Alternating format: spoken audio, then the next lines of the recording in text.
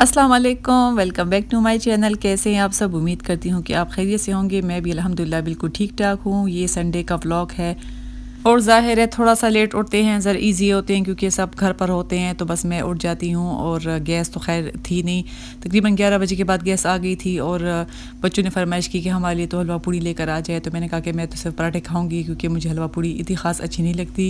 बस यहाँ पर पहले तो मैंने पेड़े बना कर रखे हुए थे, मगर जब उसके बाबा चले गए थे हलवा पूड़ी लेने के लिए तो बस मैंने 2 पराठे बना लिए थे। और मैं हमेशा से ऑयल में बनाती हूँ, मगर अभी मेरा आजकल दिल चाहता है कि या तो मैं देसी घी में पराठे बना लूँ या तो फिर मैं घी में बना लेती हूँ। तो बस यहाँ पर मैंने पराठे भी बना लिए थे और गरम गरम चाय भी है। बहुत मज़ा आता है जब सब मिलकर बैठ के सुबह का नाश्ता करते हैं, बल्कि सारा दिन ही एक साथ ही गुजरता है। वैसे तो रूटीन सबकी अलग होती चेंज होती है।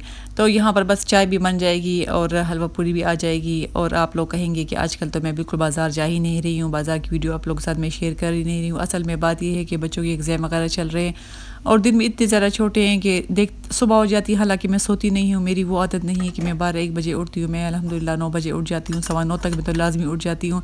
10 बजे तक मेरे हस्बैंड चले जाते हैं। उसके बाद मतलब जल्दी उठ भी जाती हूँ। काम भी मेरे माशाल्लाह से सारे के सारे हो जाते हैं, खुद ही सारा काम करना होता है। तो फिर जब बच्चे स्कूल से आते हैं 2:30 बज जाते हैं और फिर अज़ानें होती है, असर की अज़ान हो जाती है, वो नमाज़ पढ़ते हैं। उसके बाद फिर मगरिब का हो जाते हैं और पता ही नहीं चलता कि दिन कहाँ गुजर गया।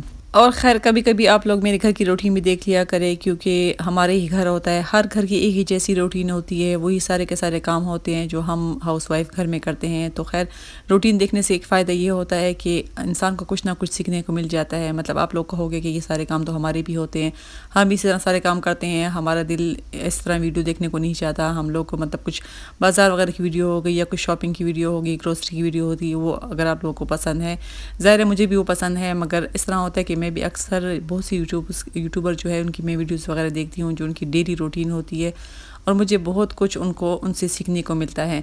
अच्छा जी, यहाँ पर बातें भी हो रही हैं और साथ साथ ये हमारे हो गया है रात का टाइम हम लोगों ने जो है, तो संडे को हमारे इस तरह होता है कि हम सारा दिन ही माशाल्लाह से कुछ ना कुछ बाहर से आता रहता है। उस दिन मेरी थोड़ी बहुत छुट्टी होती है, सुबह का नाश्ता थोड़ा बहुत मैं बना लेती हूँ।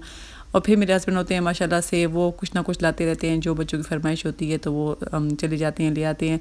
खैर हम लोगों को खाने को दिल बिल्कुल भी नहीं था, क्योंकि हम लोगों ने शाम की चाय के साथ पिज़्ज़ा मंगवा दिया था। और उसके बाद जो है तो फिर ये तकरीबन 9 बज गए थे। हमने कहा कुछ ना कुछ मंगवा लेते हैं। तो मैंने कहा कि मेरे लिए तो एक दही बड़े की एक प्लेट ले आना, एक बेटी ने कहा था कि मेरे लिए फ्रूट चाट ले आना, और यहाँ पर आ गई है तंदूरी चिकन। बस एक साथ हम रोटी खा लेंगे और हमारा दिन इसी तरह गुजर जाएगा।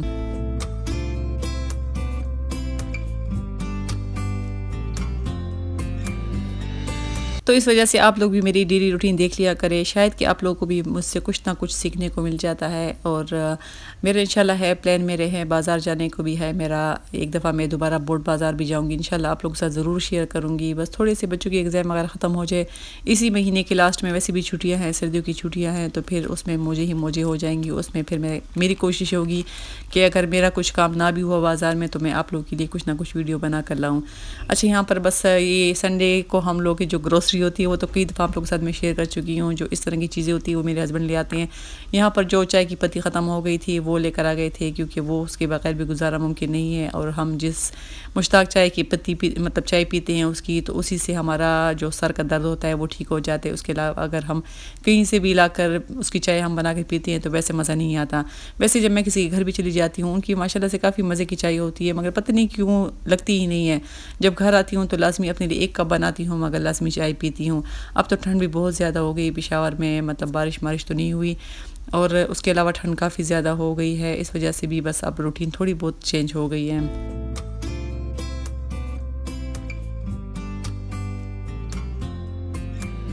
और मेरा भी 1-2 दिन से वीडियो मतलब अपलोड करने को बिल्कुल भी दिल नहीं था, क्योंकि मेरे पास कुछ था ही नहीं। मैंने कहा कि आप लोग कहोगे कि अब तो ये जब जाती है तो बाज़ार के चक्कर ही लगते रहते हैं, और जब नहीं जाती तो घर ही में रहती है। तो फिर मैंने कहा कि चलो कोई बात नहीं, आज आप लोगों से ढेर सारी बातें कर लेते हैं। और यहाँ पर मैंने बना लिए थे आज दाल मैंने बनाई थी, क्योंकि ये 2 दिन का व्लॉग है, क्योंकि मंडे के दिन मेरे थोड़ा बहुत काम ज़रा ज़्यादा होता है, मैं ज़रा सफाई डीप क्लीनिंग करती हूँ।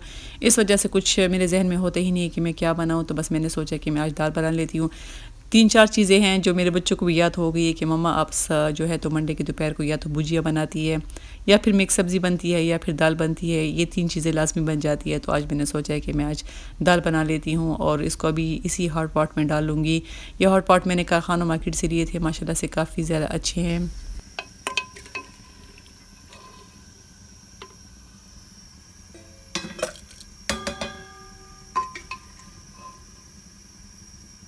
बस जैसे ही सालन बन जाता है तो इसको मैं हॉट पॉट में डाल लेती हूँ, क्योंकि 2 बजे के बाद गैस दोबारा से चली जाती है। जब बच्चे 2:30 बजे तक आते हैं तो अच्छा होता है, इसमें गर्म पड़ा होता है। तो बस यहाँ पर सालन बिल्कुल रेडी हो गया है। साथ ही साथ मैं रोटी बना लेती हूँ, और मैं सोच रही हूँ 2-3 दिनों से कि मैं खमीर वाली रोटियाँ हैं वो बनाना शुरू कर दूँ, क्योंकि मैं रोटियाँ पहले से बना कर रख लेती हूँ। हालाँकि मैं जो कोहड़ी बाज़ार से मैं लेकर आई थी, इसके लिए एक प्लास्टिक वाला डब्बा सा है, उसके ऊपर ढक्कन भी है, उस पर ही मैं रोटियाँ बना के दस्तरखान में रख लेती हूँ। मगर फिर भी थोड़ी बहुत वो ज़रा सूख जाती हैं, तो मैंने सोचा कि इसके बाद में इंशाल्लाह जो खमीरे वाली रोटी होती है वो ये होता है कि थोड़ी बहुत नरम होती है।